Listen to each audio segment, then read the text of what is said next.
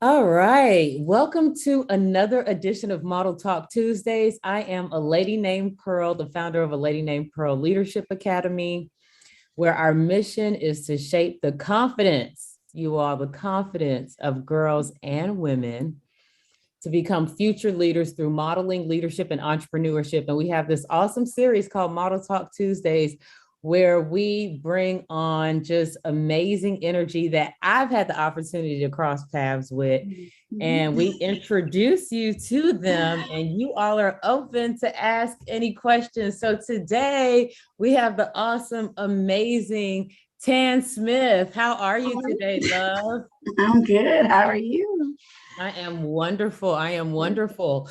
So, Tan, when we're on this show, we kind of like to start from the beginning. You are a fashion stylist, a costume designer. I There's so am. many hats that you wear. So, what I'd like to do is kind of start from the beginning and build up so that we can understand how you got to where you are today. Okay.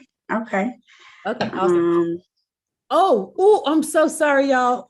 I can't move forward, Tan. Forgive me. And then I'm going to give you the floor. You all, if my memory serves me correct, I met Tan in Low Five Point. She was yes. working at a store, and I Mhm. do music, you all, and I was trying to get together a look for my photo shoot. Mhm. And Tan is the one that Got helped you me. Yeah, together. that got me together. That actually got me to wear some gold sneakers, you all, some gold sneakers. Yes, So it is. I had to put that out there that we clicked immediately. Yes. Immediately. So Tan, forgive me. Okay. So Okay. tell us about your childhood. Like the little Tan, where did she grow up? Is she an only Um, child? What does that family dynamic look like? All of that kind of stuff. yeah, so Lil Tan is originally born and bred from Atlanta, Georgia. I am from the southeast side. I guess you could say closer to the federal penitentiary area. Moreland, think Okay, the okay. drive-in kind of over there, Thomasville, Four Yes. Seasons Okay. is where I grew up. Yes. Okay, I'm Let's see. familiar. Yeah, let's see what else he said. I'm the only child. Well, grew up as an only child, but also have sisters. And I grew up with a lot of cousins, and I guess my childhood friends are like my brothers. So not really an only child because I always had kids at my house. Like, yeah, so So you wasn't treated like an only child because it was no. a bunch of kids running around, and it was Unfortunately like, not. I didn't have mhm. that opportunity to be an only child. I always had cousins at my house, me helping to take care of them. I'm the big cousin, and see what else. Yeah, I mean, Awesome. So when did you, were you, okay, your style that you have, was it something that was different from maybe your cousins or whoever you grew up with? And if so, when did you embrace it? When did you find your passion for fashion? when did I can say around about 7. Um, I've always been, like, I guess you'd say, I dress weird to everybody, or like I didn't. It'd be people like, "Oh, you're not from here." I'm like, we were in the same elementary school. I was like, yes, I'm definitely from here.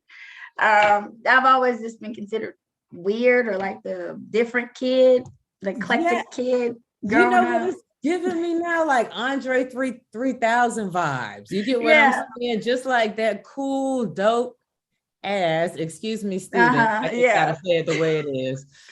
Forgive me, parents, too. But just Uh-huh. that cool, dope kind of, is different, but, it's Yeah, still, it's still yeah. Atlanta, but like I'm gonna Mhm, do what I want to do, and then like mhm. match. It started with the matching the socks with the bows, and my hairstyles is always different, and just the clothes is just I don't want to look just like everybody else, so I'm gonna snatch this off and like take this. It was always me changing something, and my mom just kind of got used to me like, okay, this girl's gonna do whatever she want to do, and she just kind of like embraced it, like that's my child. Thank God she did, because that's the reason why Yeah. I'm that way I am now. But yeah, always Okay. been kind of different. Mhm. So when did you take that differentness? And I know you did it on yourself, and I'm sure people like me were attracted to it and said, hey, that's just like awesome, you know? Yeah. Um, um, when did you turn it into a career? Or what training did you undergo outside of having your own natural ability? What training did you mhm. undergo to become a fashion stylist? So I actually went to school in Brooklyn, New York. I knew that when I went to New York, it just felt like home. When you do the college tours, and I was like, this is where I need to be. Um, so I would actually went to school for economics and was going to minor FIT. Didn't get a chance to minor FIT, but I started doing like internships at like studios and things of that nature. And that kind of, I had to come back home to take care of my mom.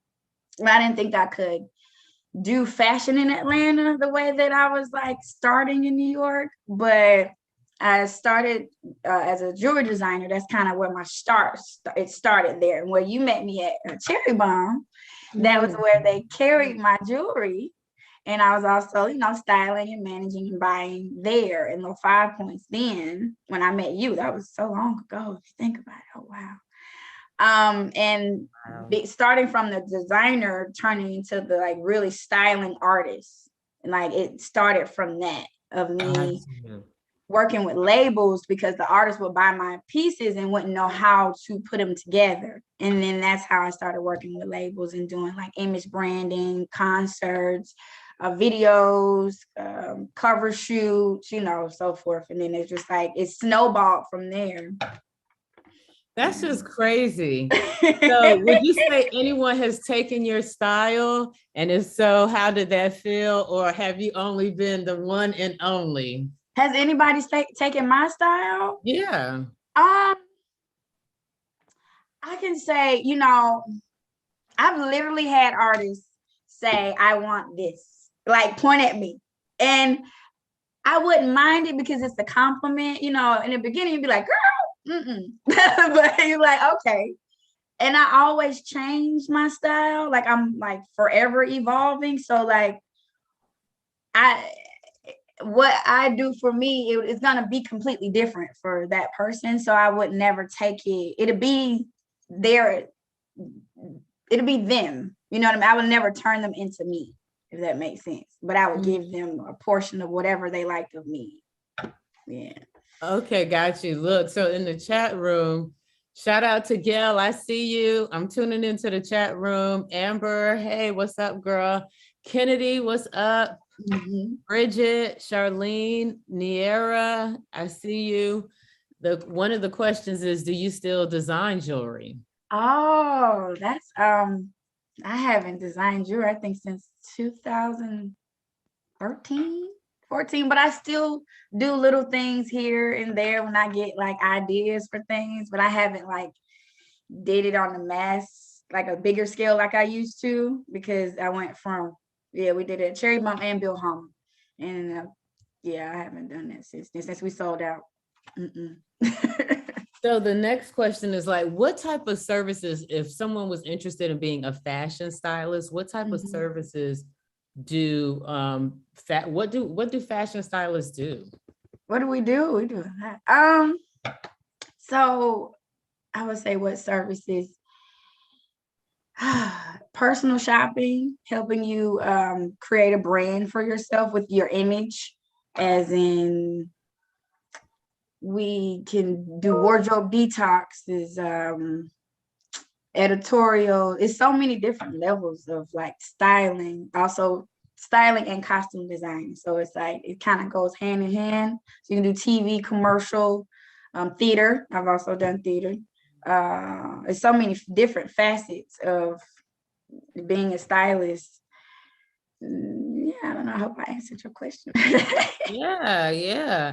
And then, okay, what's a typical day like on set as a stylist? So On you set. you said costuming for film, television. What is a typical day like for a stylist? The typical day. Or let's take it back. That's gonna be part two.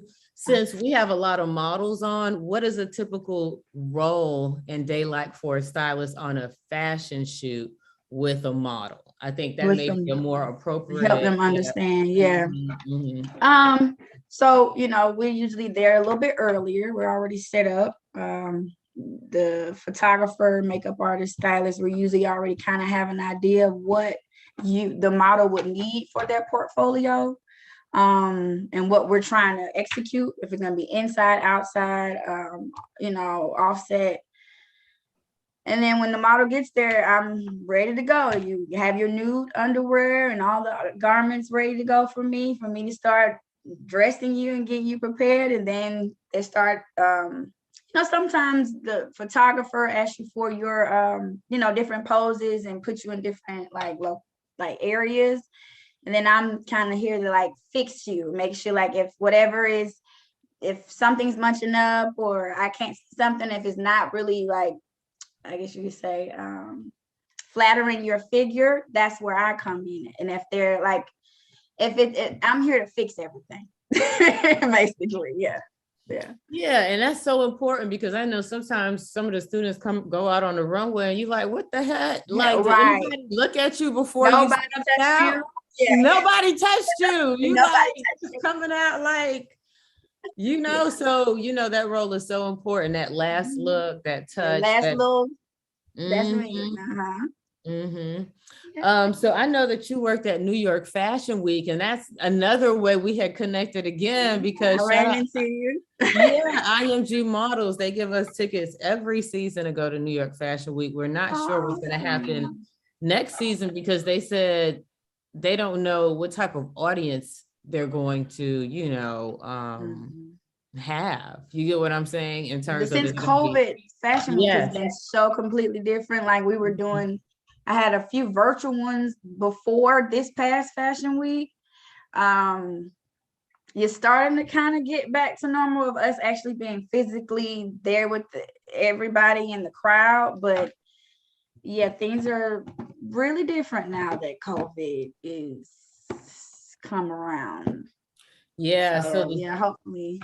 Hopefully we'll see, because the students with the most points that are in the class, I have to give a shout out to Charlene. She's leading in the youth division, and then Antonia's leading in the adult division.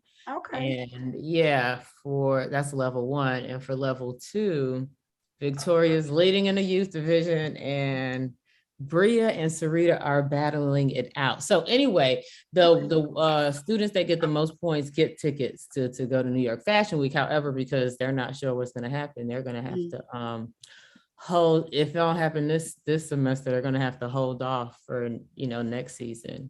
I mean, or do you think? Oh, should we still go to New York and kind of, or it's just COVID? So it's COVID. I mean, New York seems to be a little bit better because they were closed for a minute. They open. You can't do anything without your vaccination card in New York, like literally anything. I think you should still go to New York and see, like, it's other like art, fashion events, like with the local FIT kids and stuff. Like it's always something, like somebody's putting on something. Okay. It's just Spring Studio kind of has like a very strict situation. So that's why a lot of people it's difficult with the COVID right now. It's just you gonna come with us and help us out, Taz, since you you always come. I know something ground. I know. So let's talk about that, because when people are in their careers, sometimes you have to take a leap of faith, or you have to do something different, position yourself in a different area. So let's talk about you being in Atlanta, starting out as a jewelry designer, then working with music artists and image branding, going into fashion styling. And then you moved to like a place where you moved to the NY. Yes. How did that happen? So I was here. I was working at the brand factory around that time, and I had got a job offer in Dubai. And I did kind of like a stop in New York City. I wasn't supposed to technically stay, but I decided it was like I said I was going to stay there for 6 months, and something in me said I wanted more New York. I had a little bit of New York and a lot of Atlanta. And for me, I wanted all New York and a little bit of Atlanta before I went overseas. And the job offer, it was through a really good friend that I went to college with, and they were doing like a magazine. And I was like, okay, well, let me do this, and then we can, I can help you guys. And so that's how I ended up being back in New York City with a whole career and having to start completely over. Like, gave everything to, at the time, my assistant, Brittany. And she was all right. I felt like she was ready. And I was like, all right, I got to go. You know, I'm here if you need help. But yeah. So what's that internal dialogue like for anyone that's like, I'm on the fence. I feel like I need to be in a, like move, whatever it may be. What is it that makes you do that? Or what can you tell somebody that, needs wanna that the internal dialogue? How did that go? For me, I guess it was it's like I was itching for more, if you feel like you're hitting your ceiling at a point. And at that time, this is way before the TV and film had come to Atlanta. I think it was just a thought of Tyler Perry's studio around that time. But when I left, and so I've done the artists, I've done the labels. Like I wanted to do. We did a few commercials, but I wanted to do bigger, like magazines. And I was like, that's where I'm at. That's where I want to go. And for me to do that, I had to go. I did a few here, but I wanted editorial magazines. So I had to position myself in New York City, and I had to start all over. It seems very scary. It does, but when you have your goals set, you just got to keep pushing forward. Just keep putting your feet to the concrete, as they would say. Yeah. And as a matter of fact, you've come back to Atlanta, and and everybody 10 is here. Like, boom, it's done. I was trying to pull up the website, but I'm having so okay, what's been most rewarding and most challenging in your journey as a stylist? I think I'll start off with the challenge. Challenging right now for me, because I started off in this way before social media was a thing. I'm having to balance the social media with my everyday, with all the platforms, and keeping everything up to date, along with my website and all that kind of stuff.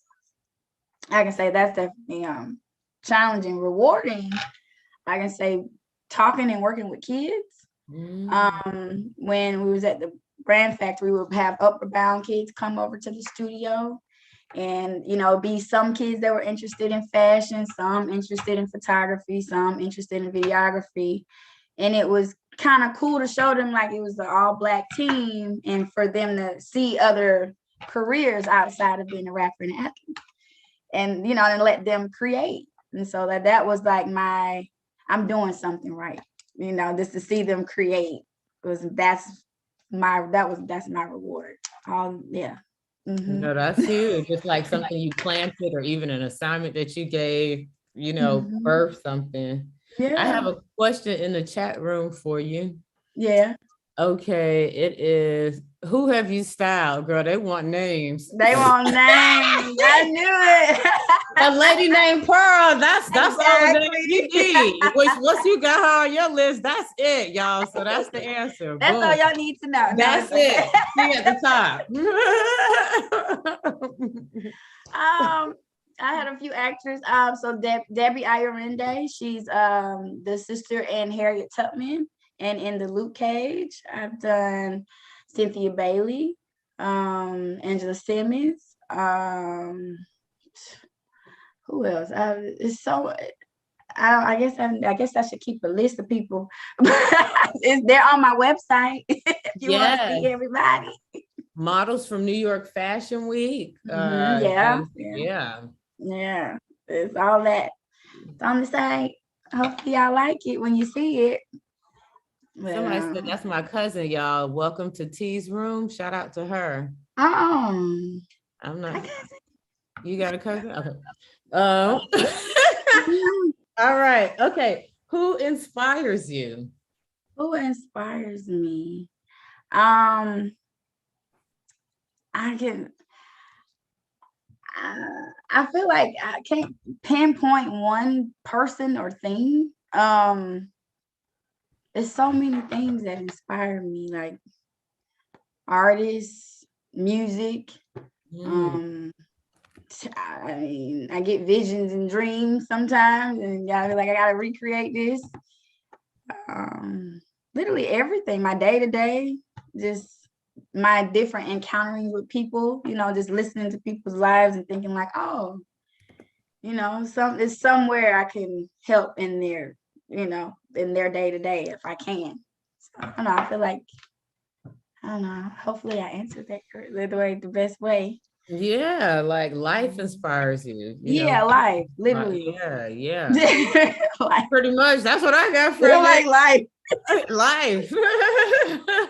I get inspired by life. Some writers, you have to go through it. Some people can tap in, yeah, all Mhm. those different ways. Okay. Mhm. So favorite designers? Do you have any, or is I it do. not I like have, because I'm consistently always looking at new designers, and I would say Pyre Moss. I like his mm-hmm, stuff. mm-hmm, Sergio Hudson, mm-hmm, Lure, mm-hmm. Studio 189. I've worked with them. They're really cool. Abrima and Rosario Dawson's line. I'm really proud Okay. of them. Yeah. I'm trying to think of Tori Wang. I've worked with her during Fashion Week. I like her stuff. Maria Cornejo. She does a lot of like repurposing, like I guess you could say different reusable, recyclable things. And Sustainable. she did a car campaign that she did reuse seats and made out. Yeah, like she's dope. Yeah, That's like wonderful. I love how artists merge a cause with their art.